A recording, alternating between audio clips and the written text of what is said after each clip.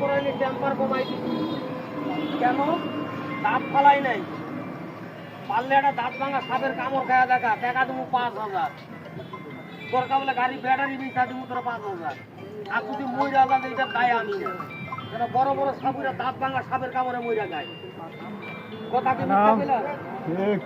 হ্যাঁ এই দেখে, এটা কি দেখা হইছে? আচ্ছা জান এবার একটা সাপ দেখে, সাপটা পোনা দেওয়ার লগে লগে 2 মাথা দিয়া পোনা ধরে।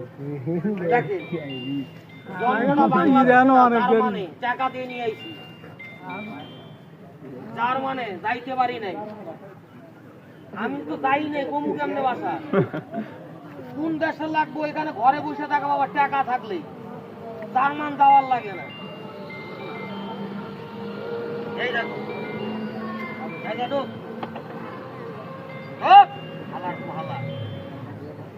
এই দেখেন, এই যে হাতের বাদন ছাড়ে।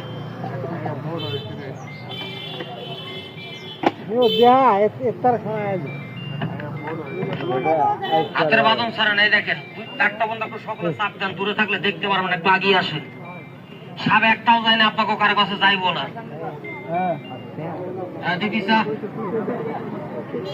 ওটা হলো ইন্ডিয়ার বর্ডার। ইন্ডিয়ার বর্ডার আইলে ডাইরেক্ট বিএসএফ আগে গুলি করবো। আল্লাহ ভরসা, হাতের বাদন ছাড়েন। তবে এক ভদ্রলোকে আমার জিজ্ঞাসা করলো, গাছের নাম তো কইলেন না পিছন থেকে, আগে নামটা কই দেখেন কেউ চিনতে পারেন কিনা। তবে এই গাছটা যে কোনো ঝাড় জঙ্গলে পাওয়া যায়। গাছটা এতটুকু পর্যন্ত লম্বা হয়।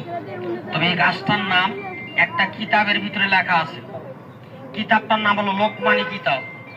যে লোকমান হাকিম রাস্তা দিয়ে আইটা গেলে গাছে সালাম দেওয়া কথা কইতো। আমার মুখের কথা না, চালাবাজি করি না।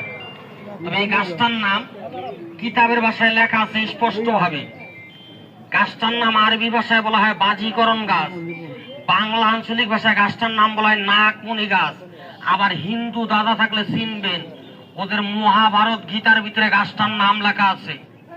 গাছটার নাম বলা হয় বিশল করলি গাছ। আছে না নাই? হ্যাঁ দাদা, আমি তো জোবানে করলাম, তিল পরিমাণ মিথ্যা কথা বলা যাবে না। তবে গাছটাকে চিনলেন আপনারা? মাথা ঝাঁকি বাড়ান শুধায়েন না, গাছ চিনেন, হয়তো বা নামই জানেন না।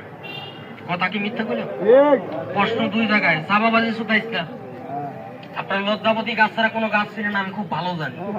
যেটা পান না ওইটা নিয়ে বসে থাকে। কথাটা কি মিথ্যা করলাম? আচ্ছা, এরকম সাপের ভয় কার নাই? এরকম সাপের ভয় কার নাই?